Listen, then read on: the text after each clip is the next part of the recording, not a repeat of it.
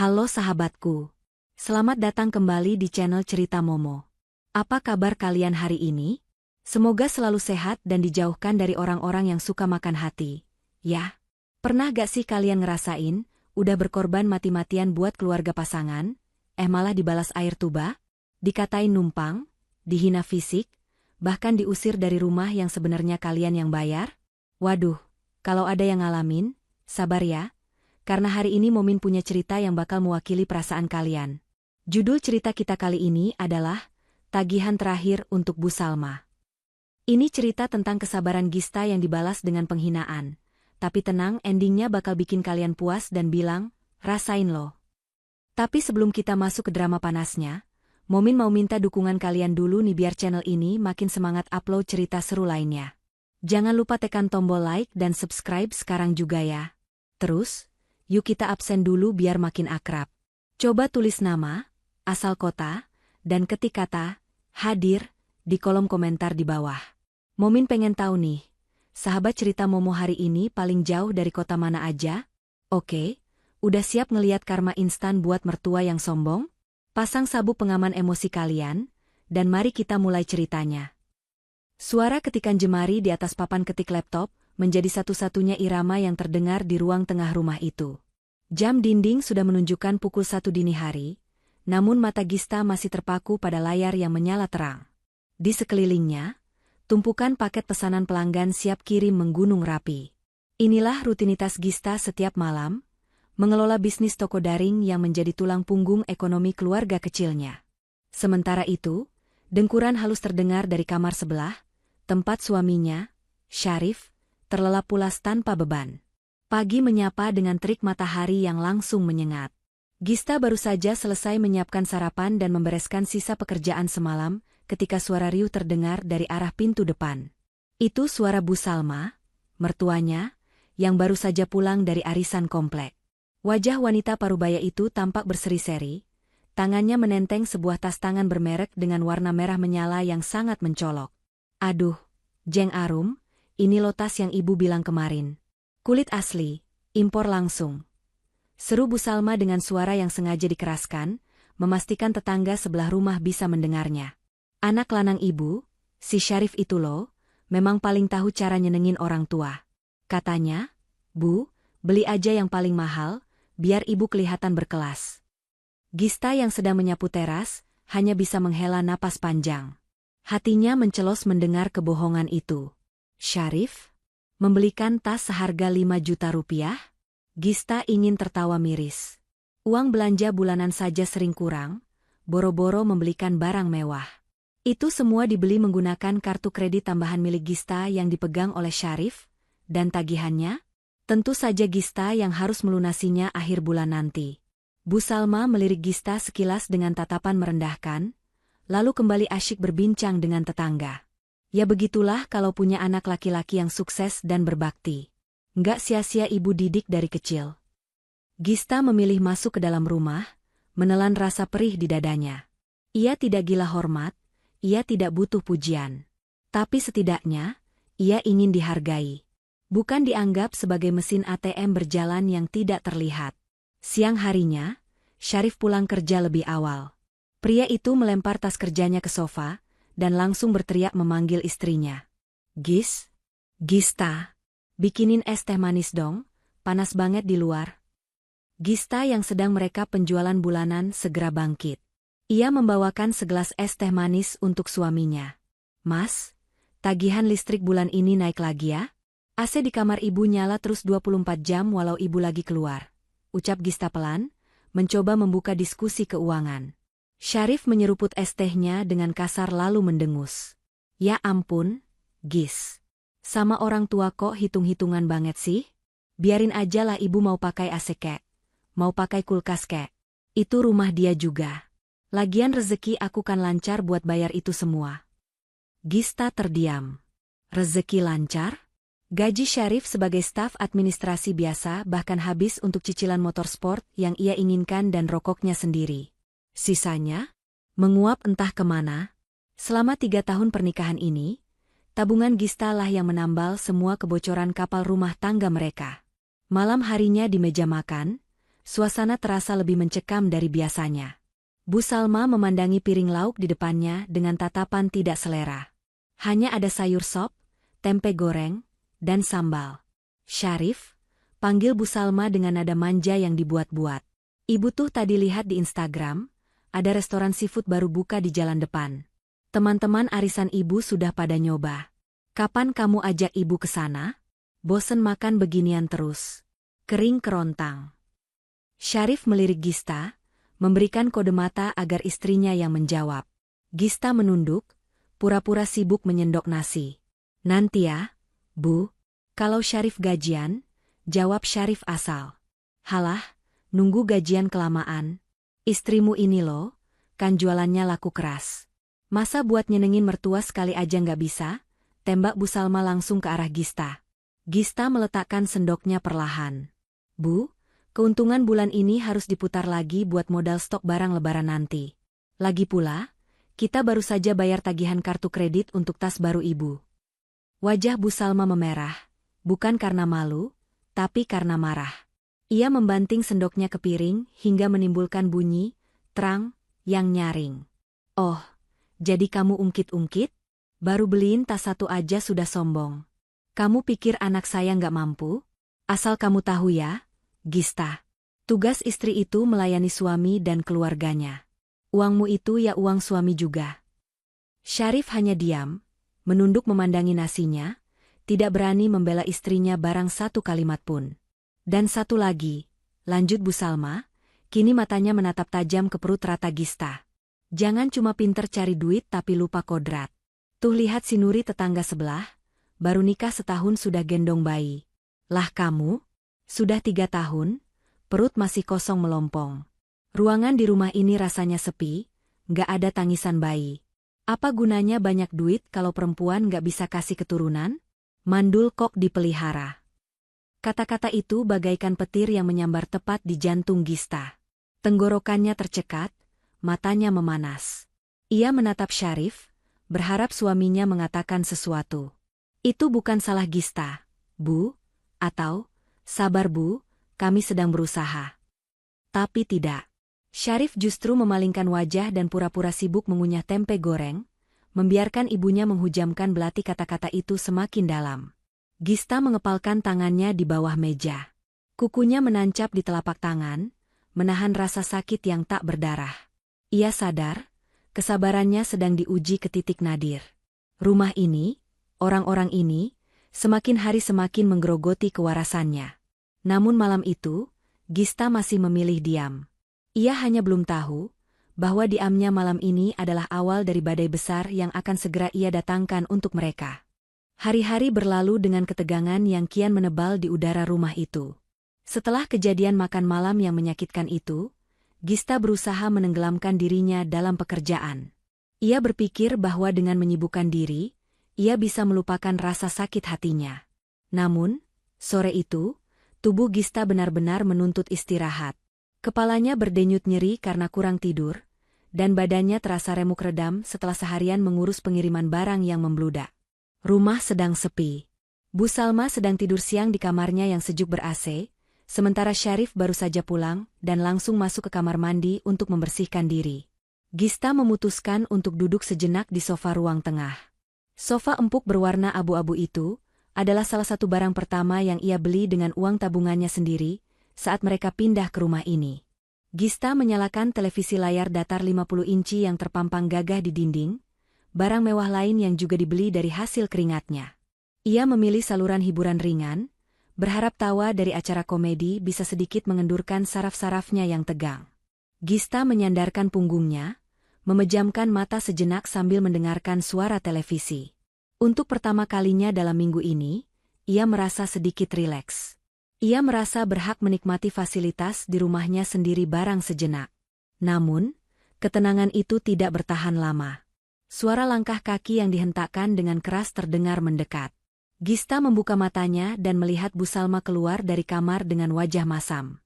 Rambutnya masih sedikit berantakan bangun tidur, namun aura permusuhan sudah terpancar jelas dari sorot matanya. Wanita itu berjalan lurus ke arah meja televisi, tangannya menyambar remote yang tergeletak di samping Gista, dan tanpa babe ibu langsung menekan tombol power. Layar televisi seketika menjadi gelap. Hening menyergap ruangan itu secara tiba-tiba, menyisakan suara dengungan AC dari kamar Bu Salma yang pintunya terbuka. Gista terperanjat. "Bu, kenapa dimatikan?" "Aku lagi nonton sebentar buat istirahat," tanya Gista dengan nada yang masih berusaha sopan, meski dadanya mulai bergemuruh. Bu Salma melempar remote itu ke sofa dengan kasar hingga memantul pelan. Ia berkacak pinggang, menatap menantunya dengan pandangan yang seolah-olah Gista adalah kotoran yang menempel di lantai bersihnya. "Istirahat? Kamu pikir hidup itu cuma buat santai-santai?" sembur Bu Salma dengan suara melengking. "Lihat tuh jam dinding. Masih sore sudah leha-leha nonton TV. Listrik itu mahal, Gista. Jangan boros. Mentang-mentang merasa cari duit, terus mau hambur-hamburkan listrik di rumah ini seenaknya." Gista menarik napas panjang, berusaha menahan emosinya agar tidak meledak. "Bu, aku yang bayar token listriknya kemarin. Aku cuma nonton 15 menit. Apa salahnya?" Mendengar jawaban Gista, mata Bu Salma melotot. Ia maju selangkah, menunjuk wajah Gista dengan jari telunjuknya yang dihiasi cincin emas tebal. "Oh, berani menjawab kamu sekarang ya? Merasa hebat karena bayar token recehan itu?" Tepat saat itu, pintu kamar mandi terbuka. Syarif keluar dengan handuk melilit di leher dan rambut yang masih basah. Ia melihat ketegangan antara istri dan ibunya. Gista menoleh ke arah suaminya dengan tatapan memohon. Tatapan yang menyeratkan keputusasaan, meminta suaminya untuk sekali saja menjadi penengah, untuk sekali saja mengatakan pada ibunya bahwa Gista berhak duduk di sana. Bahwa Gista juga pemilik rumah ini. "Mas." Lirih Gista. Syarif berhenti sejenak, melihat ibunya yang sedang murka dan istrinya yang tampak rapuh. Namun, alih-alih membela atau setidaknya melerai, Syarif justru membuang muka. Ia mengambil ponselnya dari atas meja makan, pura-pura sibuk mengecek pesan, seolah-olah ia tidak melihat dan tidak mendengar apapun yang terjadi di ruang tengah itu.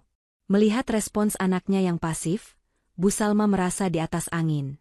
Ia merasa mendapat dukungan diam-diam dari Syarif. Senyum sinis tersungging di bibirnya. Ia kembali menatap Gista dengan penuh kemenangan. "Dengar ya," ucap Bu Salma dengan nada dingin yang menusuk tulang. "Pergi ke kamarmu, perempuan mandul. Ruangan ini milikku. Rumah ini milik anak laki-lakiku. Kamu itu di sini cuma numpang. Kalau nggak bisa kasih keturunan, setidaknya jangan bikin tagihan listrik bengkak dengan tontonan nggak guna itu." Kalimat itu meluncur begitu saja tanpa saringan. Perempuan mandul. Ruangan ini milikku. Dunia Gista seakan berhenti berputar detik itu juga. Ia tidak lagi mendengar suara bising kendaraan dari luar. Yang terdengar di telinganya hanyalah denging panjang yang menyakitkan. Ia menatap sofa yang ia beli, televisi yang ia cicil, dinding rumah yang catnya ia pilih dan ia bayar. Semuanya tiba-tiba terasa asing. Bu Salma mengibaskan tangannya seolah mengusir lalat. "Sana masuk. Bikin sakit mata saja lihat kamu duduk di situ kayak nyonya besar." Gista perlahan bangkit berdiri. Tidak ada air mata yang jatuh kali ini.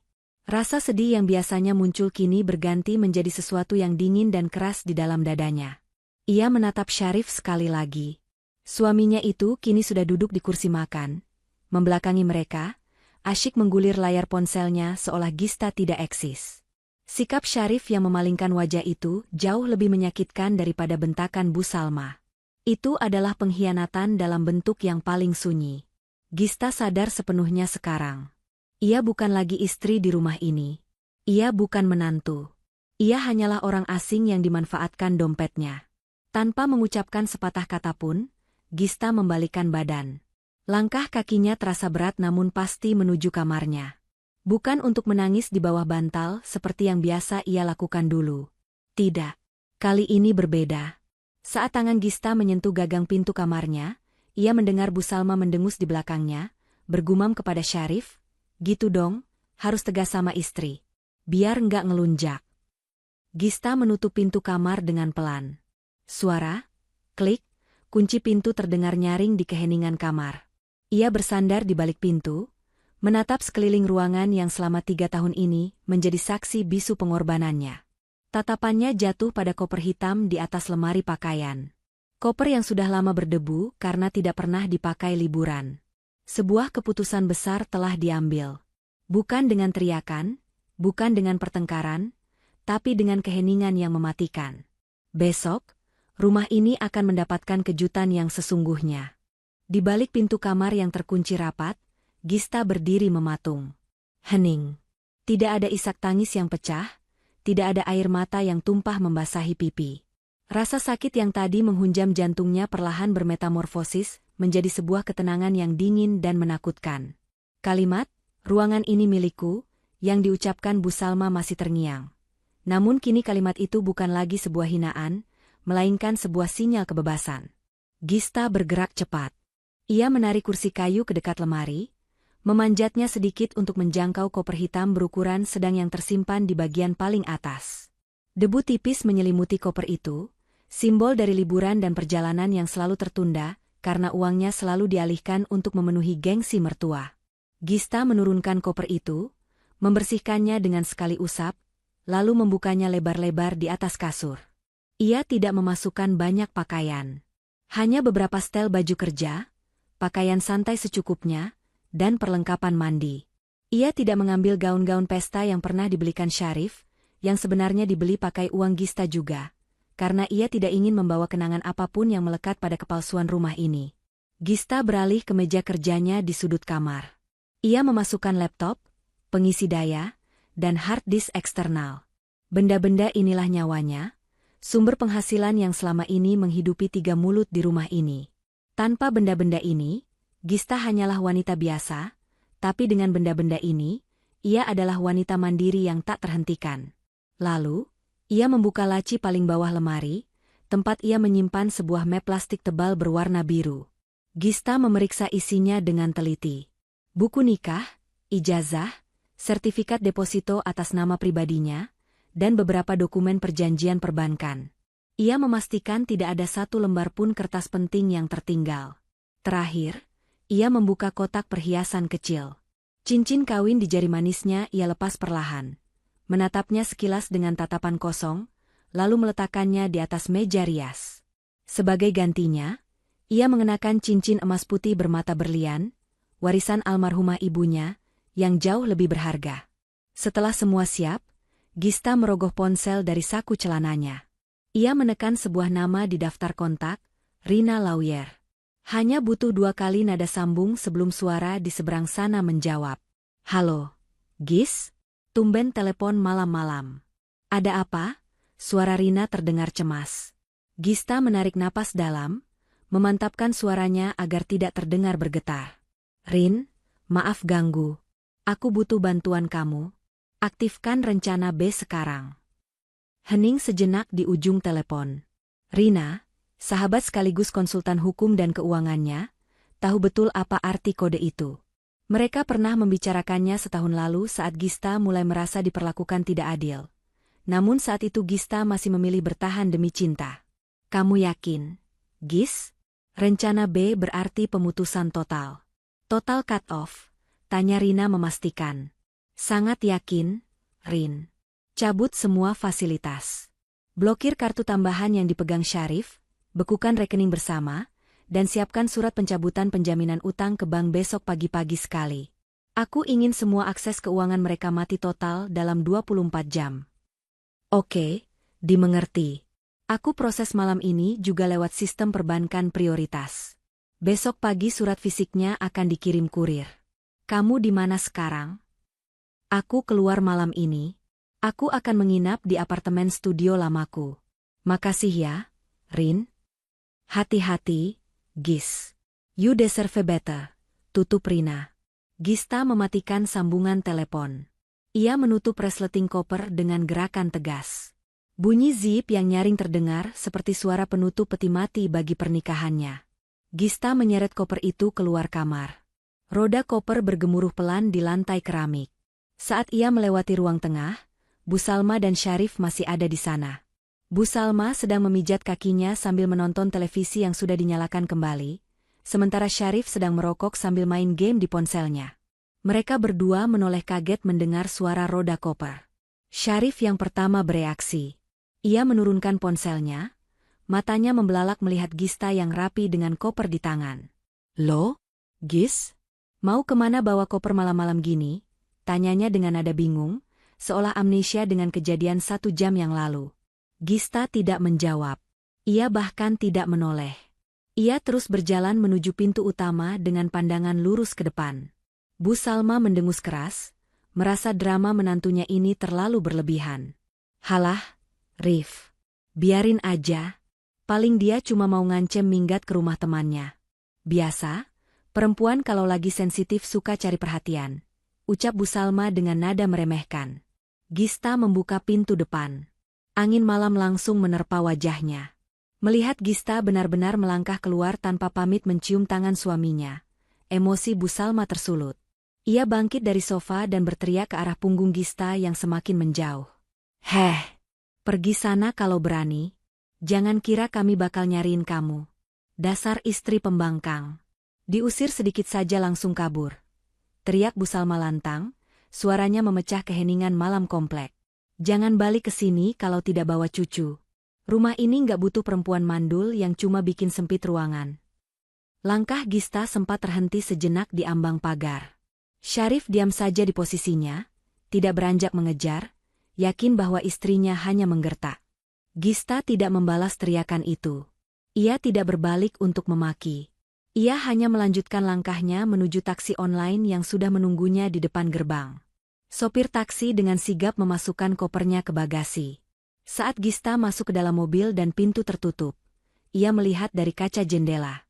Syarif dan Bu Salma masih berdiri di teras. Wajah mereka terlihat sombong dan angkuh, merasa menang karena berhasil mengusir pengganggu di rumah mereka. Mereka tidak tahu bahwa saat mobil Gista melaju meninggalkan pekarangan itu, nyawa dari rumah itu pun ikut pergi bersamanya. "Sesuai aplikasi ya, Bu?" tanya sopir taksi. "Iya, Pak. Jalan saja. Jangan pernah lihat ke belakang," jawab Gista pelan. Malam itu, Gista tidur di apartemen kecilnya sendirian. Tanpa dengkuran suami yang tidak peduli, tanpa sindiran mertua yang menyakitkan. Untuk pertama kalinya dalam 3 tahun, ia tidur dengan perasaan merdeka. Sementara di rumah sana, bom waktu yang Gista pasang lewat telepon Rina tadi, detiknya mulai berjalan mundur. Tik-tok, tik-tok. Menuju ledakan fajar esok hari. Cahaya matahari pagi menerobos masuk melalui celah-celah gorden ruang tengah yang belum dibuka. Jarum jam sudah menunjuk angka 9, waktu yang terbilang sangat siang untuk memulai aktivitas rumah tangga. Namun, suasana di rumah itu terasa sunyi senyap, berbeda dari biasanya yang selalu riuh dengan suara blender atau dentingan spatula di dapur sejak subuh. Bu Salma menggeliat di balik selimut tebalnya. Ia membuka mata perlahan, menarik napas panjang, dan tersenyum lebar. Udara pagi ini terasa jauh lebih segar baginya. Tidak ada wajah Gista yang menurutnya selalu membawa aura suram di rumah ini. Akhirnya, gumam Bu Salma sambil menyisir rambutnya dengan jari. Rumah ini kembali tenang. Tidak ada orang asing yang sok mengatur. Dengan langkah ringan bak seorang ratu yang baru bangun dari tidur cantiknya, Bu Salma berjalan keluar kamar. Ia membayangkan secangkir teh manis hangat dan sepiring nasi goreng spesial yang biasanya sudah tersaji di meja makan. Meskipun ia sering menghina masakan Gista, lidahnya tidak bisa memungkiri bahwa ia selalu menghabiskan sarapan buatan menantunya itu. Namun, senyum di wajah Bu Salma seketika luntur saat kakinya menapak di ruang makan. Meja makan itu kosong melompong. Tidak ada tudung saji yang menutupi hidangan, tidak ada uap panas dari gelas teh, bahkan tidak ada piring yang tertata. Yang ada hanya remah-remah kerupuk sisa makan malam kemarin yang belum sempat dibersihkan, karena Gista sudah keburu pergi. "Syarif!" teriak Bu Salma, suaranya langsung meninggi memecah keheningan pagi. "Syarif, bangun." Pintu kamar Syarif terbuka setengah. Pria itu keluar dengan wajah bantal, matanya masih menyipit menahan kantuk. Kaos oblongnya kusut, rambutnya mencuat ke sana kemari. "Kenapa sih, Bu? Pagi-pagi sudah teriak." "Syarif masih ngantuk nih, hari ini kan cuti," keluh Syarif sambil menggaruk perutnya. "Lapar, Rif. Ibu lapar. Ini istri kamu yang manja itu benar-benar keterlaluan ya. Pergi minggat sih boleh saja, Tapi Mbok ya sadar diri masak dulu buat suami dan mertua sebelum pergi. Masa meja makan kosong begini? Omel Bu Salma sambil menunjuk-nunjuk meja makan yang bersih dari makanan. Syarif menguap lebar, tidak terlalu mempedulikan omelan ibunya. Ia berjalan gontai menuju kulkas 2 pintu yang berdiri di sudut dapur. Ya sudah, Bu. Masak telur aja sendiri. Gampang kan? Tangan Syarif menarik gagang pintu kulkas. Hawa dingin berhembus keluar, tapi pemandangan di dalamnya membuat mata Syarif terbelalak. Kosong. Rak-rak kaca di dalam kulkas itu nyaris tak berpenghuni. Biasanya, kulkas itu penuh sesak dengan stok daging, sayuran segar, buah-buahan potong, susu kemasan mahal kesukaan Bu Salma, dan berbagai macam minuman dingin. Tapi sekarang, hanya ada 1 botol air mineral yang isinya tinggal setengah, sebutir telur ayam yang cangkangnya retak, dan toples sambal yang sudah mengering di pinggirannya. Loh, kok kosong? Syarif bergumam bingung. Ia baru ingat, biasanya setiap hari Jumat adalah jadwal Gista belanja bulanan untuk mengisi stok. Dan kemarin adalah hari Jumat. Gista pergi sebelum sempat mengisi lumbung makanan mereka. Apa kata kamu? Kosong. Bu Salma ikut melongok ke dalam kulkas. Wajahnya langsung berkerut jijik melihat kekosongan itu. Astagfirullah. Benar-benar istri durhaka. Dia sengaja mau bikin kita mati kelaparan. Rif, tegas sekali dia. Belum sempat emosi mereka mereda karena urusan perut, tiba-tiba terdengar suara yang sangat mengganggu telinga. Tuit tuit tuit tuit. Suara alarm token listrik. Nadanya konstan, nyaring, dan memburu. Tanda bahwa daya listrik di rumah itu sudah masuk ke level kritis. Bu Salma menutup telinganya. Aduh, matikan suara itu, Rif. Berisik sekali. Kepala ibu jadi pusing mendengarnya. Syarif mendengus kesal. Ia melirik ke arah meteran listrik di dinding dekat pintu depan. Lampu indikatornya sudah berkedip merah dengan cepat. Habis pulsanya, Bu. Kemarin kan Gista bilang sudah mau habis. Ya isi dong. Masa nunggu ibu yang manjat dinding buat isi token? Sentak Bu Salma. Syarif merogoh saku celananya, mencari ponsel. Dengan gerakan malas, ia membuka aplikasi perbankan di ponselnya. Namun, jempolnya terhenti di atas layar.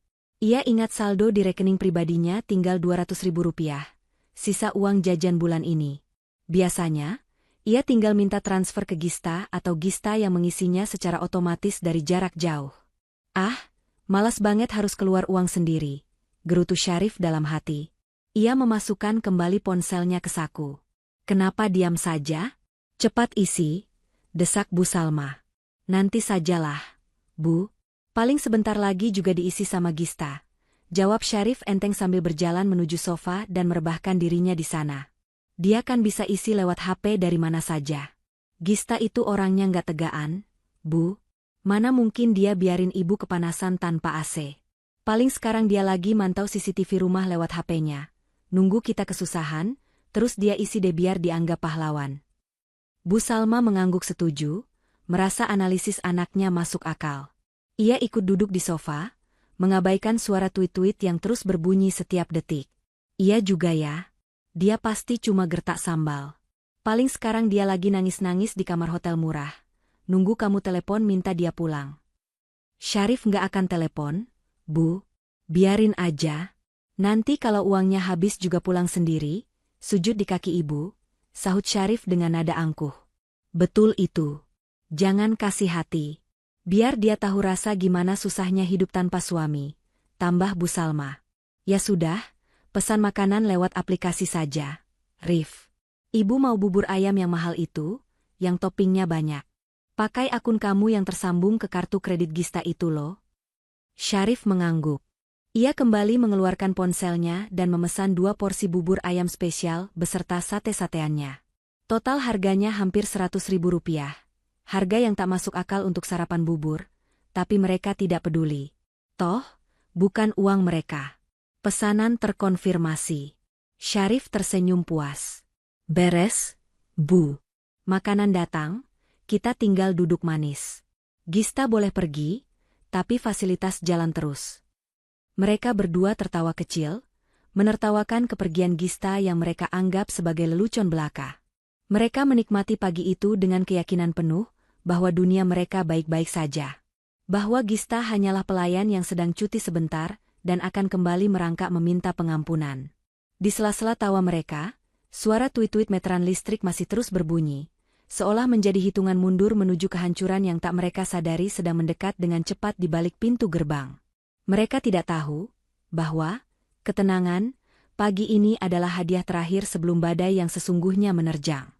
Matahari siang itu bersinar tanpa ampun, memanggang atap rumah hingga suhu di dalam ruangan melonjak drastis. Setelah kekenyangan menyantap bubur ayam mahal yang dipesan tadi pagi, Bu Salma dan Syarif kini terkapar di ruang tengah. Namun, kenyamanan semu yang mereka rasakan mendadak sirna tepat pada pukul 2 siang. Suara tuit-tuit yang sejak pagi menjadi latar suara yang menyebalkan, tiba-tiba berhenti. Bukan karena diisi tokennya, melainkan mati total. Kipas angin dinding yang sedang berputar kencang mendadak melambat, baling-balingnya berputar lesu hingga akhirnya diam tak bergerak. Lampu indikator TV mati. Suara dengungan mesin kulkas di dapur pun senyap seketika. Loh, mati? Bu Salma terlonjak kaget dari posisi tidurnya. Keringat sebesar biji jagung mulai muncul di pelipisnya. Syarif, ini listriknya beneran mati. Panas banget ini, astaga. Syarif yang sedang asyik main game offline di ponselnya, karena wifi rumah juga ikut mati, mendengus kesal. Ia membanting ponselnya ke sofa. Ah, sialan. Gista ini benar-benar ngelunjak ya, Bu. Masa sampai jam segini belum diisi juga? Sengaja banget dia mau nyiksa kita. Telepon dia. Marahin. Perintah Bu Salma sambil menyambar sebuah majalah mode tua di atas meja, menggunakannya untuk mengipasi lehernya yang mulai lengket oleh keringat. Dasar perempuan nggak tahu diuntung. Udah numpang, fasilitas nggak dijaga. Syarif mencoba menelpon lagi, tapi hasilnya nihil. Nomor Gista tidak aktif. Rasa gerah bercampur emosi membuat suasana rumah itu semakin panas, melebihi suhu udara di luar. Di tengah omelan Bu Salma yang tiada henti mengutuk menantunya, tiba-tiba terdengar suara yang mengejutkan mereka berdua. DUG, DUG, DUG. Suara gedoran di pintu pagar depan terdengar sangat keras dan tidak sabaran. Bukan ketukan tamu yang sopan, melainkan hantaman yang seolah menuntut perhatian segera. Syarif dan Bu Salma saling pandang. Sedetik kemudian, senyum kemenangan merekah di bibir Bu Salma. Ia tertawa kecil, tawa yang terdengar sangat puas. Nah, itu dia, seru Bu Salma sambil menunjuk arah pintu depan dengan kipas majalahnya. Dengarkan, Rif, itu pasti istrimu pulang. Lihat tuh, ngetuknya keras banget. Pasti dia panik karena nggak bisa masuk. Kuncinya kan dia tinggal di meja rias semalam. Syarif menyeringai, memperbaiki posisi duduknya menjadi lebih santai. Pasti dia kepanasan di luar, Bu. Atau mungkin dia lari-lari dikejar tukang ojek karena nggak punya uang tunai buat bayar. Jangan langsung dibuka, Rif. Cegah Bu Salma cepat saat melihat Syarif hendak bangkit. Biarin dulu. Biar dia gedor-gedor sampai tangannya sakit. Biar dia tahu rasa gimana rasanya diabaikan. Tadi pagi kita kelaparan dia diam saja. Sekarang giliran dia kita jemur di teras. DUG, DUG, DUG. Gedoran itu terdengar lagi, kali ini lebih keras dan disertai suara guncangan pada pagar besi. Syarif, panggil Bu Salma. Nanti kalau kamu buka pintu, jangan langsung senyum. Pasang muka marah. Bilang sama dia, kalau mau masuk rumah ini lagi, cium kaki ibu dulu. Beres, Bu. Tenang aja. Syarif bakal kasih pelajaran biar dia nggak berani minggat-minggat lagi. Setelah membiarkan gedoran itu berlangsung selama hampir 5 menit, Syarif akhirnya berdiri. Ia berjalan menuju pintu depan dengan langkah yang sengaja dilambat-lambatkan. Ia mengatur ekspresi wajahnya agar terlihat sangar dan menakutkan. Di benaknya, ia sudah menyusun kalimat-kalimat pedas untuk menyambut Gista yang ia bayangkan sedang menangis memohon ampun di balik pintu. Syarif memutar kunci pintu utama, lalu membukanya dengan sentakan kasar.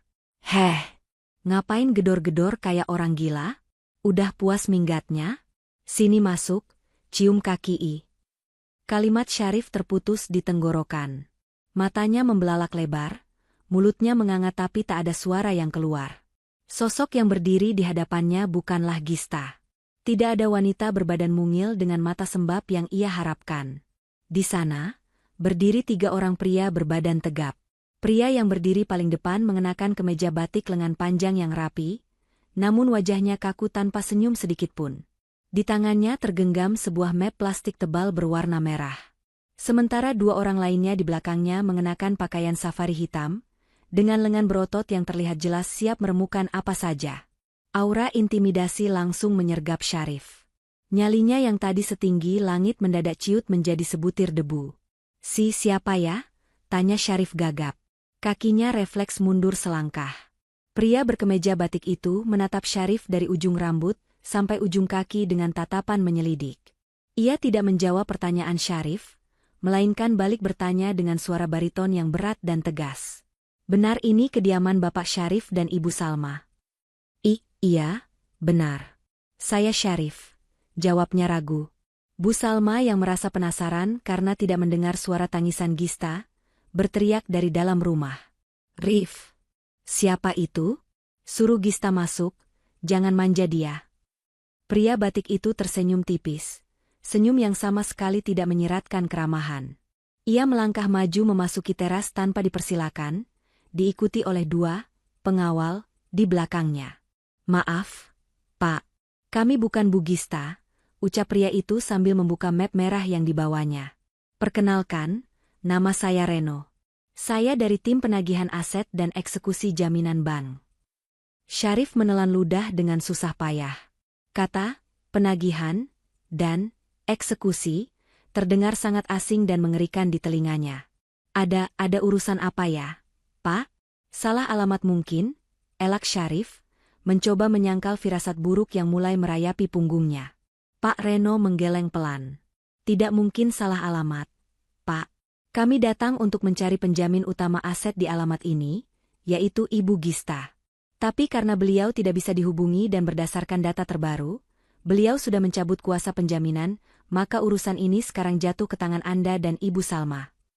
Bu Salma akhirnya muncul di ambang pintu.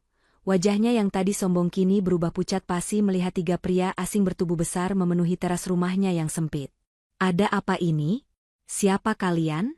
Jangan macam-macam ya, ini rumah saya," bentak Bu Salma, mencoba mempertahankan sisa-sisa gengsinya meski suaranya bergetar. Pak Reno menatap Bu Salma dengan tatapan dingin. "Rumah Ibu? Yakin ini rumah Ibu?" Pertanyaan sederhana itu menggantung di udara, menciptakan ketegangan yang mencekik leher ibu dan anak itu. Siang yang terik itu mendadak terasa dingin, seolah mendung tebal baru saja turun tepat di atas kepala mereka. "Lancang sekali kamu bicara." Bu Salma maju selangkah, menepis rasa takutnya dengan amarah yang meledak-ledak. Jari telunjuknya teracung tepat di depan wajah Pak Reno. "Dengar ya, Pak. Rumah ini dibeli lunas oleh anak laki-laki saya, Syarif. Dia bekerja keras banting tulang untuk memberikan tempat tinggal layak bagi ibunya. Jadi jangan asal bicara mempertanyakan kepemilikan rumah ini." Syarif yang berdiri di belakang ibunya mengangguk cepat, berusaha membusungkan dadanya meski lututnya terasa lemas. Iya, benar. Ini rumah saya. Sertifikatnya atas nama saya, Syarif Hidayat. Kalian mau menipu ya? Mau memeras?" Pak Reno tidak marah. Ia justru tertawa kecil, sebuah tawa kering yang terdengar meremehkan. Ia menoleh kepada 2 rekannya yang berbadan tegap, seolah mengajak mereka menikmati lelucon yang baru saja didengarnya. "Dibeli lunas? Banting tulang?" ulang Pak Reno dengan nada satir. Perlahan, ia membuka map merah di tangannya dan menarik selembar dokumen panjang dengan kop surat resmi bank ternama. "Mari kita luruskan dongeng indah ibu dan bapak ini dengan sedikit realita." Pak Reno menyodorkan kertas itu ke hadapan wajah Syarif. "Silakan dibaca, Pak Syarif. Ini adalah salinan perjanjian kredit KPR, kredit kendaraan bermotor, dan kredit multiguna untuk perabotan rumah tangga. Semuanya tercatat atas nama Bapak Syarif Hidayat sebagai debitur. Benar?" Syarif menyipitkan mata membaca dokumen itu. Di sana tertulis namanya dengan jelas. "Iya, benar kan? Nama saya, Berarti ini milik saya? Serunya bangga, merasa menang. Baca lagi baris di bawahnya, Pak, potong Pak Reno tajam. Di kolom, penjamin utama, dan sumber dana pembayaran. Mata Syarif turun ke baris yang ditunjuk. Di sana tertulis nama Gista Pratiwi. Selama 3 tahun ini, Pak Reno mulai menjelaskan dengan nada seperti guru yang sedang mengajari murid bodoh, cicilan rumah mewah ini sebesar 8 juta per bulan. Cicilan mobil sport Bapak 5 juta per bulan. Dan cicilan kartu kredit untuk gaya hidup Ibu Salma rata-rata 10 juta per bulan. Total kewajiban bulanan keluarga ini adalah 23 juta rupiah. Pak Reno menatap Syarif lekat-lekat.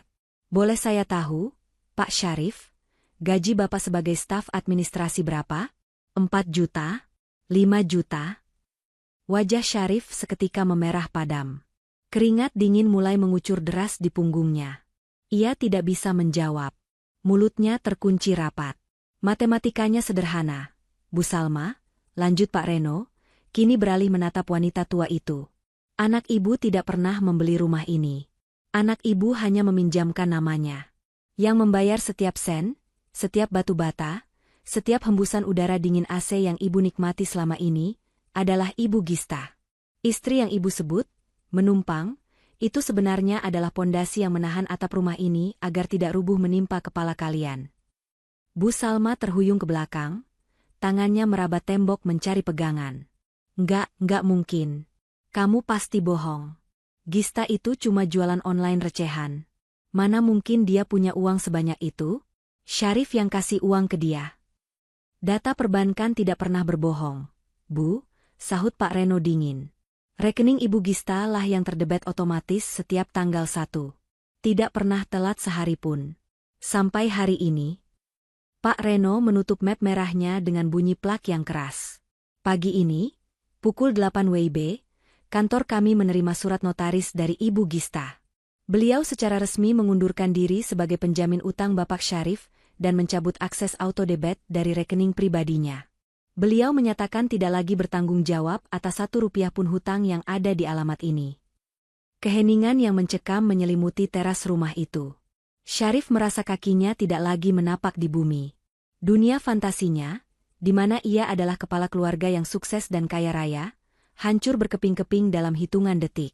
Jadi, suara Pak Reno berubah menjadi sangat serius dan mengancam.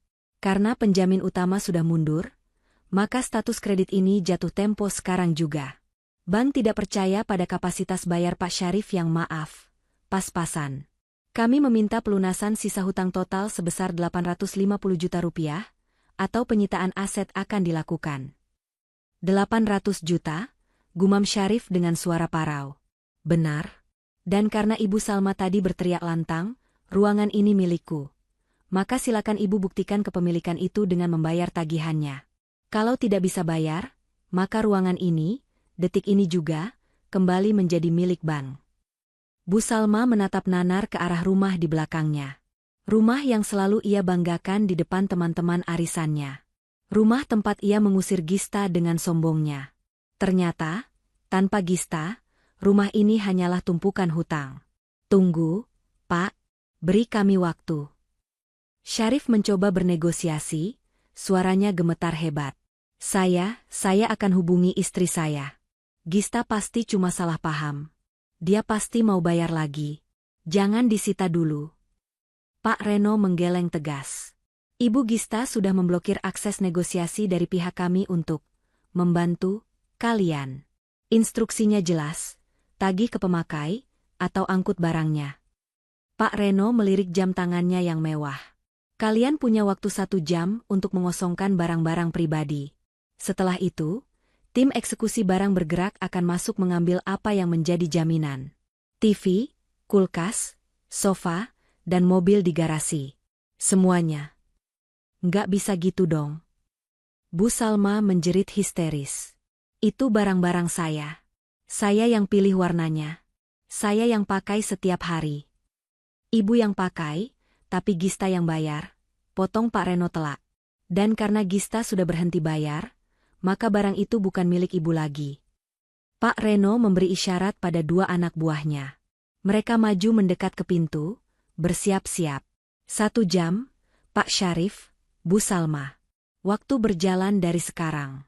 Saran saya, jangan buang waktu untuk menangis.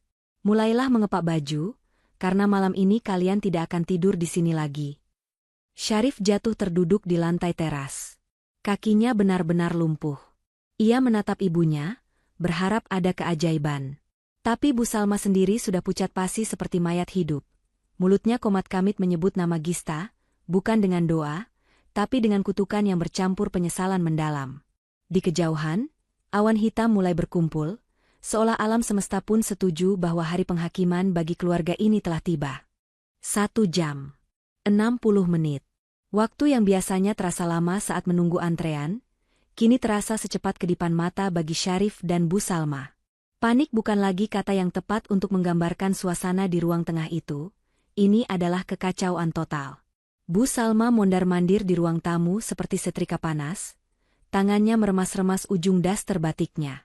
Keringat bercucuran membasahi wajahnya yang penuh bedak, membuatnya luntur tak karuan.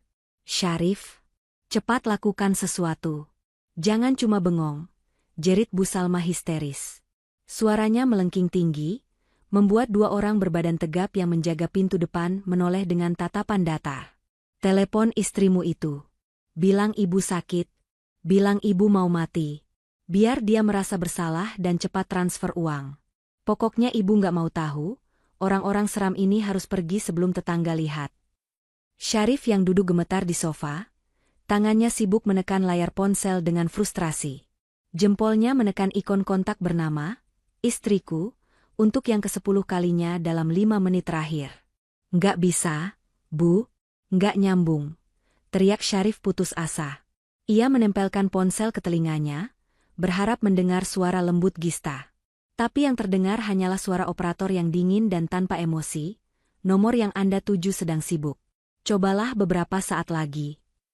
Coba pakai WhatsApp. Kirim pesan suara.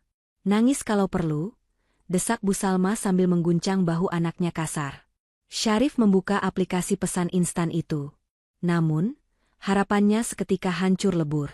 Foto profil Gista yang biasanya bergambar wajah tersenyum manis kini hilang, berganti menjadi siluet abu-abu kosong.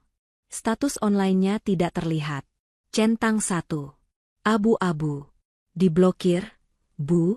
Semuanya diblokir, lirih Syarif, wajahnya memucat seperti kain kafan. Instagram, Facebook, WhatsApp, telepon biasa. Gista benar-benar memutus akses ke saya. Dasar perempuan ular. Maki Bu Salma sambil menghentakkan kakinya ke lantai. Berani-beraninya dia blokir suami sendiri. Kurang ajar. Ini pasti dia rencanakan. Dia mau membunuh kita pelan-pelan. Di sudut ruangan, Pak Reno masih berdiri tenang sambil melihat jam tangannya. Sisa 45 menit, Pak Syarif. Saya belum melihat ada inisiatif pembayaran. Apakah Bapak mau membayar lewat mobile banking sekarang? Mumpung saya bawa mesin EDC. Mata Syarif berbinar sedikit. Ia teringat sesuatu. Dompetnya. Ia merogoh saku belakang celananya dan mengeluarkan dompet kulit berwarna coklat. Dengan tangan gemetar, ia menarik sebuah kartu kredit berwarna hitam mengkilap. Kartu platinum. Kartu sakti yang selama ini ia banggakan di depan teman-teman tongkrongannya. Kartu yang selalu sukses digesek untuk mentraktir makan malam mewah atau membeli gadget terbaru. Saya bayar dendanya dulu, seru Syarif dengan napas memburu. Ia bangkit dan menghampiri Pak Reno. Berapa minimal yang harus saya bayar biar kalian pergi dari sini hari ini? 10 juta? 20 juta? Gesek saja kartu ini. Syarif menyodorkan kartu itu dengan penuh harap. Dalam pikirannya, kartu ini adalah penyelamat. Limitnya ratusan juta, dan selama ini tidak pernah gagal. Gista selalu memastikan tagihannya lunas setiap bulan. Pak Reno menerima kartu itu, menatapnya sekilas, lalu memasukkannya ke dalam mesin EDC yang ia bawa. Syarif menahan napas. Bu Salma berhenti mondar-mandir, matanya terpaku pada mesin kecil di tangan Pak Reno. Detik-detik yang menentukan nasib mereka. Pak Reno menekan nominal, lalu meminta Syarif memasukkan PIN. Syarif menekan 6 digit angka dengan cepat. Processing. Tulisan itu muncul di layar kecil. Hening. Hanya suara napas Syarif yang terdengar menderu. BF. Layar mesin itu berubah warna menjadi merah. Sebuah struk kecil keluar perlahan. Pak Reno merobeknya dan membacanya dengan suara lantang. Decline. Kartu dibekukan. Syarif terbelalak. Apa? Nggak mungkin. Coba lagi. Mungkin sinyalnya jelek. Pak Reno menggeleng, tapi menuruti permintaan Syarif. Ia menggesek sekali lagi. Hasilnya sama. Decline. Kartu ini sudah dilaporkan hilang atau dicuri oleh pemegang utama pagi ini. Pak, jelas Pak Reno datar, mengembalikan kartu itu pada Syarif. Pihak bank langsung memblokir semua transaksi. Kartu ini sekarang tidak lebih berharga daripada potongan plastik sampah. Lutut Syarif lemas. Ia ambruk kembali ke sofa. Kartu itu terlepas dari tangannya, jatuh tergeletak di lantai ubin yang dingin. Simbol kejayaannya, simbol harga dirinya sebagai suami kaya, kini hanyalah sampah. Gista. Gumam Syarif tak percaya. Dia benar-benar tega. Bukan tega, Pak, sela Pak Reno tajam. Itu namanya cerdas finansial. Untuk apa membiayai orang yang tidak menghargai pemberi dana? Bu Salma yang mendengar itu langsung meledak tangisnya. Bukan tangis sedih, tapi tangis marah dan malu. Aduh, mati aku. Kalau kartu itu nggak bisa dipakai, kita bayar pakai apa? Uang ibu di dompet cuma ada 50.000. Syarif, kamu punya tabungan sendiri kan? Kamu kerja bertahun-tahun masa nggak punya simpanan? Syarif menunduk dalam-dalam, menghindari tatapan ibunya yang menuntut. Tabungan Syarif habis, Bu. Buat modif motor bulan lalu, terus buat beli jam tangan yang ibu minta pas ulang tahun. Apa? Bu Salma menjerit, tangannya memukul-mukul dada Syarif. Jadi kamu nggak punya uang sepeser pun? Kamu ini laki-laki macam apa? Istri minggat kamu miskin mendadak. Goblok. Goblok. Ibu juga yang minta ini itu. Balas Syarif membentak, kesabarannya habis karena terus dipojokkan. Ibu yang suruh Syarif jangan kasih uang ke Gista biar dia tunduk. Ibu yang bilang Gista itu cuma sapi perah. Sekarang sapinya pergi, ibu nyalahin Syarif? Pertengkaran hebat pun pecah di antara ibu dan anak itu. Saling menyalahkan, saling tuding, membuka aib masing-masing di depan orang asing. Suara mereka menggema di ruangan yang panas dan pengap karena AC mati. Pak Reno hanya menggelengkan kepala melihat drama murahan di depannya. Ia mengangkat tangannya, memberi kode pada dua anak buahnya.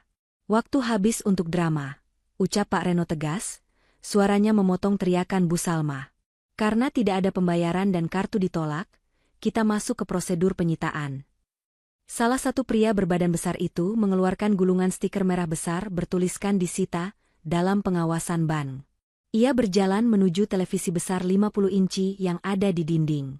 Jangan! Teriak Bu Salma, berlari menghalangi TV itu dengan merentangkan tangannya. Ini TV kesayangan saya. Saya nonton sinetron di sini setiap malam. Jangan diambil.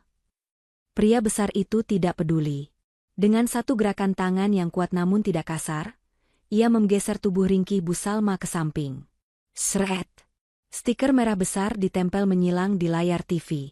Televisi, disita, ucap pria itu mencatat di papan jalannya. Pria yang satu lagi berjalan ke dapur. Terdengar suara stiker ditempel di kulkas 2 pintu. Kulkas, disita. Sofa yang Bapak duduki, harap minggir, kata Pak Reno pada Syarif. Syarif, dengan wajah yang sudah tidak berbentuk lagi karena malu dan takut, terpaksa berdiri. Stiker merah ditempel di sandaran sofa kulit mahal itu. Dalam sekejap, rumah yang tadinya mewah itu berubah menjadi lautan stiker merah. Setiap barang yang memiliki nilai, setiap benda yang menjadi kebanggaan Bu Salma saat pamer ke tetangga, kini memiliki cap sebagai barang sitaan. Mobil di garasi, perintah Pak Reno. Ambil kuncinya. Syarif meraba sakunya dengan tangan gemetar. Kunci mobil sport yang menjadi identitas kelaki-lakiannya itu terasa berat sekali untuk dilepaskan. Pak, tolong Pak. Syarif memohon, air mata mulai menggenang di pelupuk matanya. Kalau mobil diambil, saya kerja naik apa? Ibu kalau sakit ke dokter naik apa? Naik angkot, Pak. Seperti orang biasa yang tidak punya hutang, jawab Pak Reno dingin sambil menyambar kunci itu dari tangan Syarif. Suara mesin mobil yang dinyalakan di garasi terdengar menderu. Suara yang biasanya membuat Syarif bangga, kini terdengar seperti suara perpisahan yang menyakitkan. Mobil itu mundur perlahan keluar dari garasi, dibawa oleh salah satu anak buah Pak Reno. Syarif dan Bu Salma berdiri kaku di tengah ruang tamu yang kini penuh stiker merah. Mereka tidak punya uang, tidak punya kendaraan, dan sebentar lagi tidak punya atap. Fasilitas yang selama ini mereka anggap hak, telah dicabut sampai ke akar-akarnya. Mobil tim penagih utang itu sudah lama menghilang dari pandangan, membawa serta satu-satunya kendaraan yang tersisa di garasi. Namun, jejak kehancuran yang mereka tinggalkan masih terasa begitu nyata. Di dalam rumah yang kini remang-remang karena matahari mulai terbenam, stiker-stiker merah bertuliskan, dalam pengawasan, menyala seperti mata setan yang mengawasi dari setiap sudut. Di layar TV, di pintu kulkas, di sandaran sofa, bahkan di mesin cuci di belakang. Rumah mewah itu kini tak ubahnya seperti gudang barang rongsokan yang menunggu diangkut. Syarif duduk bersila di lantai ruang tengah yang dingin. Sofa empuk miliknya sudah tidak boleh diduduki sembarangan karena segel merah itu. Ia menatap nanar ke arah ponselnya. Baterainya tinggal 15%, dan ia tidak bisa mencasnya karena listrik mati total. Powerbank ada di dalam tas kerja yang tertinggal di mobil yang baru saja disita. Panas. Rintih Bu Salma. Ia berbaring di karpet tipis, mengibaskan secari kardus bekas ke wajahnya. Rif, nyalain genset dong. Ibu nggak kuat, napas ibu sesak kalau gelap dan panas begini. Syarif tertawa. Tawa yang kosong dan hampa. Genset?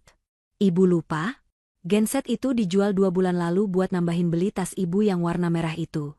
Ibu bilang, alah, listrik jarang mati ini, mending buat gaya. Bu Salma terdiam sejenak, lalu mendengus marah. Ya kamu sebagai kepala rumah tangga harusnya mikir. Jangan nurut-nurut aja. Sekarang lihat, ibu menderita begini. Langit di luar semakin gelap. Tanpa lampu yang menyala, bagian dalam rumah itu perlahan tertelan kegelapan pekat. Hanya cahaya bulan samar yang masuk dari jendela, menciptakan bayangan-bayangan menyeramkan dari perabotan yang ditempeli stiker. Nyamuk mulai berdatangan, mendengung lapar di telinga mereka, seolah tahu ada 2 manusia yang sedang tidak berdaya di sana. Lapar. Keluh Bu Salma lagi. Pesan makanan lagi sana, Rif. Pakai aplikasi yang bayar nanti itu loh, yang pay-later itu. Nggak bisa, Bu, jawab Syarif lelah. Kenapa nggak bisa? Kamu jangan pelit sama orang tua. Syarif melempar ponselnya ke lantai di hadapan ibunya. Layarnya menyala redup menampilkan halaman login aplikasi ojek online. Lihat sendiri, Bu, akunnya logout. Keluar sendiri, bentak Syarif. Tadi Syarif coba masuk lagi, passwordnya salah. Syarif coba, lupa password, email pemulihannya sudah diganti ke email Gista. Semuanya, Bu, akun Gojek, Grab, Shopee, Traveloka, Netflix semuanya akun Gista. Kita selama ini cuma nebeng di akun dia. Syarif menjambak rambutnya sendiri dengan frustrasi. Selama ini Syarif pikir Syarif yang pegang kendali. Ternyata Syarif cuma penumpang gelap di hidup istri sendiri. Begitu dia turunkan kita di pinggir jalan, kita nggak tahu arah pulang. Bu Salma bangkit duduk, matanya menyalang dalam kegelapan. Oh, jadi kamu nyalahin ibu? Kamu mau bilang ini semua salah ibu? Iya. Syarif berteriak. Suaranya menggema di ruangan kosong itu, meledak setelah bertahun-tahun dipendam. Untuk pertama kalinya dalam hidupnya, Syarif berdiri menantang ibunya. Urat-urat lehernya menonjol keluar. Ini semua gara-gara ibu. Ibu yang selalu merongrong. Ibu yang selalu hina Gista. Gista pelit, Gista mandul, Gista cuma numpang. Padahal Gista yang bayar semuanya, Bu. Gista yang bayar cicilan rumah ini biar ibu bisa pamer ke teman arisan. Gista yang bayar cicilan mobil biar ibu bisa diantar jemput kayak nyonya besar. Gista yang isi token listrik biar ibu bisa tidur nyenyak pakai AC. Syarif menunjuk wajah ibunya dengan telunjuk gemetar. Dan kemarin, ibu usir dia. Ibu bilang, ruangan ini milikku. Hah, ruangan ini milik Bang, Bu, dan tanpa Gista, kita cuma gelandangan yang numpang berteduh. Kurang ajar kamu, Syarif. Bu Salma memekik, tangannya melayang menampar pipi anaknya. Plah, suara tamparan itu terdengar nyaring. Pipi Syarif terasa panas, tapi rasa sakit di hatinya jauh lebih perih. Berani kamu bentak ibu? Ibu yang melahirkan kamu. Ibu yang membesarkan kamu sendirian setelah bapakmu minggat. Bu Salma menangis histeris, memukuli dada Syarif bertubi-tubi. Kamu lebih membela istri mandul itu daripada ibumu sendiri? Anak durhaka. Pasti kamu sudah diguna-guna sama perempuan itu. Syarif tidak melawan. Ia membiarkan ibunya memukulnya. Ia hanya berdiri diam, air matanya menetes perlahan. Bukan diguna-guna, Bu. Liris Syarif disela isak tangis ibunya. Tapi Syarif sadar. Syarif yang bodoh. Syarif laki-laki yang berlindung di ketiak ibu dan makan dari keringat istri. Syarif suami yang gagal. Syarif mundur perlahan, menjauh dari ibunya yang kini terduduk lemas di lantai sambil meraung-raung. Sekarang nikmati, Bu, ucap Syarif dingin. Nikmati, ruangan milik ibu, ini. Panas. Banyak nyamuk. Dan besok pagi, kita harus angkat kaki karena rumah ini akan digembok ban. Syarif berjalan meraba-raba dinding menuju kamarnya. Ia ingin tidur. Ia ingin memejamkan mata dan berharap saat bangun nanti, ini semua hanya mimpi buruk. Berharap saat ia membuka mata, ada aroma nasi goreng buatan Gista dan senyum manis istrinya yang menyambut pagi. Tapi saat ia sampai di pintu kamar, ia sadar itu tidak mungkin terjadi. Di pintu kamarnya pun tertempel stiker merah yang sama. Bahkan tempat tidurnya, tempat ia dan Gista pernah bermimpi membangun masa depan, kini sudah menjadi barang sitaan. Malam itu, di dalam rumah mewah yang gelap gulita di kawasan elit, terdengar suara tangisan dua orang manusia yang saling menyalahkan. Perut mereka perih karena lapar, kulit mereka bentol digigit nyamuk. Tapi yang paling sakit adalah kenyataan yang menghantam ulu hati.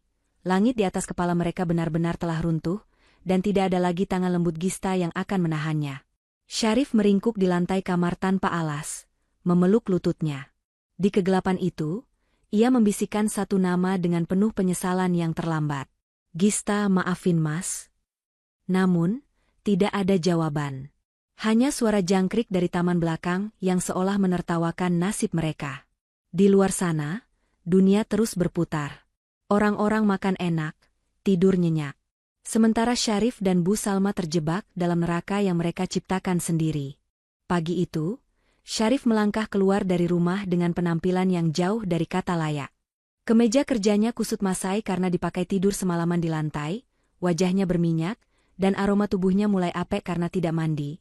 Air di kamar mandi sudah habis dan pompa air mati total tanpa listrik. Ia berjalan kaki menyusuri trotoar, mengabaikan tatapan aneh orang-orang yang berpapasan dengannya. Mobil sportnya sudah tidak ada, uang di dompetnya nihil. Satu-satunya tujuannya adalah kantor Rina, sahabat Gista, yang alamatnya pernah ia lihat sekilas di kartu nama. Beruntung, jarak kantor hukum Rina tidak terlalu jauh. Dengan napas terengah-engah dan keringat bercucuran, Syarif sampai di sana. Setelah memohon-mohon pada resepsionis dengan wajah memelas, akhirnya ia mendapatkan informasi bahwa Gista sedang berada di sebuah kafe eksklusif di pusat kota untuk makan siang. Syarif berlari lagi. Ia harus bertemu Gista. Ia harus memperbaiki segalanya sebelum matahari terbenam, dan ban menyegel pintu rumahnya permanen. Sesampainya di kafe tersebut, kontras yang menyakitkan langsung menampar wajah Syarif. Kafe itu dingin, harum aroma kopi mahal, dan dipenuhi orang-orang berpakaian rapi. Syarif merasa seperti gelandangan yang salah masuk istana. Matanya menyapu sekeliling, mencari sosok yang ia rindukan sekaligus ia takuti. Di sudut ruangan, dekat jendela kaca besar yang menghadap taman, ia melihatnya. Gista duduk di sana. Wanita itu tampak berbeda. Sangat berbeda. Gista mengenakan blazer putih bersih yang membalut tubuh mungilnya dengan elegan. Rambutnya ditata rapi, wajahnya dipoles make-up tipis yang membuatnya terlihat segar dan bercahaya. Tidak ada lagi kantung mata hitam yang biasa Syarif lihat setiap pagi. Di hadapannya tersaji secangkir latte dan sepiring krowasang. Ia tampak tenang, berkelas, dan bahagia. Syarif memberanikan diri mendekat. Kakinya gemetar. Gis. Panggil Syarif lirih. Gista menoleh perlahan. Tidak ada ekspresi kaget di wajahnya. Ia menatap Syarif dari atas ke bawah, melihat kekacauan penampilan suaminya dengan tatapan datar, seolah sedang melihat orang asing yang tidak sengaja lewat. Duduk, Mas. Aku sudah menduga kamu akan mencariku, ucap Gista tenang, suaranya dingin namun sopan. Syarif menarik kursi di hadapan Gista, dan langsung menjatuhkan dirinya di sana. Ia ingin meraih tangan istrinya, tapi Gista menarik tangannya menjauh dan meletakkannya di pangkuan. Gis, tolongin Mas, Gis. Syarif langsung merengek, air matanya merebak. Pulanglah. Ibu sakit di rumah. Listrik mati, air mati, makanan gak ada. Kami tidur digigit nyamuk semalaman. Mas mohon, bayar tagihannya. Mas janji bakal berubah. Mas bakal tegur ibu biar gak galak lagi sama kamu. Gista menyesap kopinya perlahan, menikmati setiap tetesnya, membiarkan Syarif menyelesaikan rengekan panjangnya. Syarif, potong Gista pelan setelah meletakkan cangkirnya. Kamu minta aku pulang? Pulang kemana? Ke ruangan milik ibu. Itu rumah kita, Gis. Rumah kamu juga. Bukan, bantah Gista tegas. Itu rumah kamu dan ibumu. Aku cuma mesin ATM yang kalian taruh di pojok ruangan. Begitu mesinnya rusak atau pergi, kalian bingung. Itu bukan cinta, Mas. Itu eksploitasi. Tapi kita suami istri, Gis. Kita sudah janji sehidup semati. Syarif mencoba menggunakan kartu emosional. Oke, Mas salah. Ibu salah. Tapi apa kamu gak kasihan sama masa depan kita? Kata ibu, kamu harus banyak istirahat biar bisa hamil. Mas janji bakal kerja lebih keras biar kamu bisa program hamil. Kita bikin anak, Gis. Cucu buat ibu. Mendengar kata hamil dan anak, Gista tersenyum miring. Senyum yang penuh arti dan membuat bulu kuduk Syarif meremang. Gista merogoh tas tangannya, mengeluarkan sebuah amplop putih kecil dan meletakkannya di meja. Bukan amplop uang. Mas, ada satu hal yang selama ini aku rahasiakan dari kamu dan ibumu, ucap Gista, matanya menatap tajam manik mata Syarif. Kalian selalu menghinaku mandul. Kalian bilang aku perempuan tak sempurna, karena rahimku kosong selama 3 tahun. Gista membuka amplop itu, mengeluarkan selembar kertas hasil pemeriksaan medis, dan sebuah papan sisa pil kontrasepsi yang sudah kosong. Aku subur, Mas. Sangat subur. Dokter bilang tidak ada satupun yang salah dengan rahimku. Syarif terbelalak melihat bukti medis itu. Terus, kenapa? Kenapa belum hamil? Karena aku yang memilih untuk tidak hamil, jawab Gista, suaranya terdengar seperti vonis hakim. Setiap malam, aku minum pil ini diam-diam. Kenapa?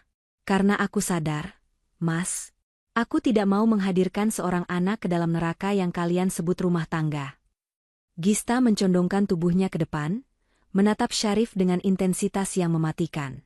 Bayangkan, Mas, kalau aku punya anak, dia akan punya nenek seperti Bu Salma yang kerjanya menghina ibunya sendiri. Dia akan punya ayah sepertimu, yang tidak punya tulang punggung dan cuma bisa berlindung di ketiak ibunya. Anakku tidak pantas mendapatkan keluarga toksik seperti itu. Jadi, aku menundanya. Aku menunggu sampai aku yakin apakah kamu layak jadi ayah. Dan ternyata jawabannya tidak. Syarif merasa ditampar ribuan kali. Fakta ini jauh lebih menyakitkan daripada kemiskinan yang baru saja menimpanya. Ternyata selama ini Gista bukan tidak bisa, tapi tidak sudi. Harga diri Syarif sebagai laki-laki hancur lebur menjadi debu. Kamu tega, Gis. Bisik Syarif, suaranya hilang di telan keramaian kafe. Lebih tega mana sama kalian yang memeras keringatku tapi menginjak-injak harga diriku? Balas Gista cepat. Gista kemudian mengeluarkan satu map lagi. Map berwarna coklat dengan kop surat pengadilan agama. Ia menyorongkannya ke hadapan Syarif. Tanda tangani ini. Surat gugatan cerai. Aku sudah urus semuanya lewat Rina. Aku tidak minta harta gono gini. Ambil saja semua barang rongsokan di rumah itu. kalau Bang belum ambil. Aku cuma minta kebebasanku kembali. Syarif menatap map coklat itu dengan tangan gemetar. Kalau Mas nggak mau tanda tangan, silakan saja, jawab Gista santai sambil berdiri dan merapikan blazernya.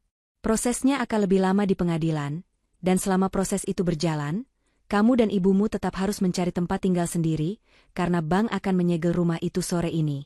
Aku sudah tidak peduli. Gista mengambil tasnya, lalu menatap Syarif untuk terakhir kalinya. Tatapan itu bukan lagi tatapan istri yang memuja, melainkan tatapan wanita asing yang merasa kasihan melihat pengemis di pinggir jalan. Selamat tinggal, Syarif. Sampaikan salamku pada Bu Salma. Bilang padanya, ruangan itu sekarang benar-benar miliknya sendiri. Kosong, gelap, dan sunyi. Persis seperti hatinya. Tanpa menunggu jawaban, Gista membalikkan badan dan melangkah pergi. Bunyi hak sepatu tingginya tak terdengar tegas menjauh, meninggalkan Syarif yang terduduk lemas di tengah kafe mewah. Di hadapannya tergeletak map perceraian dan sisa kopi Gista yang masih hangat. Sementara di luar sana, dunia Syarif sudah benar-benar dingin dan beku. Matahari sore itu tidak memancarkan kehangatan, melainkan menjadi sorotan lampu panggung terakhir bagi drama kejatuhan keluarga Bu Salma. Sebuah truk box berwarna kuning terparkir miring di depan pagar rumah, menutupi separuh jalan komplek. Pintu belakang truk itu terbuka lebar, siap menelan apa saja yang ada di dalamnya. Syarif berjalan gontai memasuki pekarangan rumahnya sendiri. Langkahnya berat, seolah kakinya dipasungi besi. Di tangannya, map coklat berisi gugatan cerai dari Gista, ia remas kuat-kuat hingga lecek. Pemandangan di hadapannya membuat lututnya benar-benar kehilangan tenaga. Rumah itu sudah bukan lagi rumah. Pintu utamanya terbuka lebar tanpa penjagaan. Di ruang tamu, Pak Reno berdiri memegang papan jalan, mencentang daftar barang satu persatu dengan ketukan pena yang ritmis. Sementara itu, para kuli panggul berseragam biru sibuk mengangkut harta benda kebanggaan Bu Salma. Awas, hati-hati. Itu sofa kulit asli Italia, teriak Bu Salma. Namun, teriakan itu tidak memiliki wibawa lagi. Bu Salma tidak berdiri dengan angkuh seperti biasa. Wanita paruh baya itu kini duduk bersimpuh di lantai teras yang berdebu. Rambutnya awut-awutan, wajahnya kusam tanpa make-up, dan di tangannya ia memegang kipas anyaman bambu butut, satu-satunya benda yang tidak mau disita ban karena tak bernilai harganya. Syarif melihat sofa abu-abu tempat ia biasa malas-malasan diangkat oleh dua orang berotot melewati ibunya. Bu Salma mencoba menggapai kaki sofa itu, menangis meraung-raung. "Jangan Aan. Itu tempat duduk saya. Saya mau duduk di mana kalau itu diambil?" ratap Bu Salma. "Minggir, Bu. Jangan menghalangi kerja petugas," ucap salah satu kuli itu datar, terus berjalan menuju truk tanpa mempedulikan air mata Bu Salma. Menyusul di belakangnya, televisi 50 inci, kulkas 2 pintu yang kini kosong melompong, hingga lemari pajangan kristal, semuanya diangkut keluar. Tetangga-tetangga komplek mulai berkerumun di depan pagar. Jeng Arum dan ibu-ibu arisan lainnya yang dulu sering dipameri tas baru oleh Bu Salma, kini berdiri menonton dengan tatapan campur aduk. Ada yang kasihan, tapi lebih banyak yang berbisik-bisik mencibir. "Tuh kan, apa saya bilang. Gayanya si selangit, ternyata hutang semua," bisik Jeng Arum cukup keras hingga terdengar ke telinga Bu Salma. Bu Salma menunduk dalam-dalam, menutupi wajahnya dengan kipas butut itu. Rasa malunya sudah tak tertanggung lagi. Harga dirinya yang selama ini ia bangun setinggi langit, runtuh seketika menjadi puing-puing hinaan. Syarif menghampiri ibunya, lalu duduk berjongkok di sebelahnya. "Bu," panggil Syarif parau. Bu Salma menoleh. Matanya bengkak. "Syarif, mana Gista? Kamu sudah ketemu dia kan? Dia pasti mau bayarkan? Bilang sama orang-orang ini suruh turunkan barang-barang ibu." Syarif menggeleng lemah. Ia meletakkan map coklat lecek itu di pangkuan ibunya. "Gista nggak akan datang, Bu." Dia menggugat cerai Syarif. "Dia sudah pergi. Selamanya." Bu Salma ternganga melihat map itu. Harapan terakhirnya padam. "Jadi, kita benar-benar miskin?" Belum sempat Syarif menjawab, Pak Reno keluar dari dalam rumah. Ia membawa palu dan paku, serta sebuah papan plang berbahan seng. Dengan gerakan cekatan, ia memanjat pagar besi rumah itu. Tok, tok, tok. Suara palu yang menghantam paku terdengar seperti vonis hukuman mati. Dalam sekejap, sebuah pelang besar berwarna merah putih terpasang kokoh di pagar. Tulisan di pelang itu terbaca jelas dari jarak 10 meter. Tanah dan bangunan ini dalam penguasaan Ban dijual lelang. Tugas kami selesai, ucap Pak Reno sambil menepuk-nepuk debu di tangannya. Ia menatap Syarif dan Bu Salma yang terduduk di teras, seperti dua onggokan sampah yang tertinggal. Sesuai prosedur, kunci rumah sudah kami ganti silindernya barusan. Kalian dilarang masuk kembali ke dalam bangunan. Barang-barang pribadi kalian, baju dan dokumen, sudah kami masukkan ke dalam 2 kardus mie instan itu. Pak Reno menunjuk 2 kardus coklat lusuh yang tergeletak di pojok teras. Itulah sisa harta mereka. Dari rumah mewah, mobil sport, dan gaya hidup glamor, kini hidup mereka hanya muat dalam 2 kardus bekas. Silakan tinggalkan area ini sebelum matahari terbenam sepenuhnya, atau kami panggil satpam komplek untuk pengusiran paksa, tutup Pak Reno dingin, lalu naik ke mobil operasionalnya dan pergi mengikuti truk box kuning itu. Hening. Hanya suara angin sore yang menerbangkan debu di halaman. Tiba-tiba, sebuah mobil sedan hitam mengkilap melintas pelan di depan rumah. Kaca jendela belakangnya terbuka setengah. Syarif mendongak. Jantungnya berdegup kencang. Ia mengenali mobil itu. Itu taksi premium bandara. Di dalamnya, terlihat siluet Gista. Wanita itu mengenakan kacamata hitam, duduk bersandar dengan nyaman sambil memegang tiket pesawat di tangannya. Gista menoleh sekilas ke arah rumah itu, melihat pelang, dijual, melihat rumah yang gelap gulita, dan melihat mantan suami serta mertuanya yang duduk merana di samping kardus bekas. Syarif berdiri, hendak berteriak memanggil Gista. Namun Gista tidak berhenti. Ia bahkan tidak menurunkan kacanya lebih rendah. Ia hanya menaikkan kaca jendela itu perlahan sampai tertutup rapat, memutus kontak mata terakhir mereka. Mobil itu melaju mulus, meninggalkan debu tipis yang menerpa wajah Syarif, membawa Gista menuju kehidupannya yang baru, liburan ke Eropa yang selama ini hanya jadi angan-angan karena uangnya habis diperas mertua. Syarif kembali jatuh terduduk. Ia menatap Bu Salma yang kini menangis tanpa suara, memeluk kardus mie instan berisi baju-baju daster lamanya. Ruangan ini milik ibu.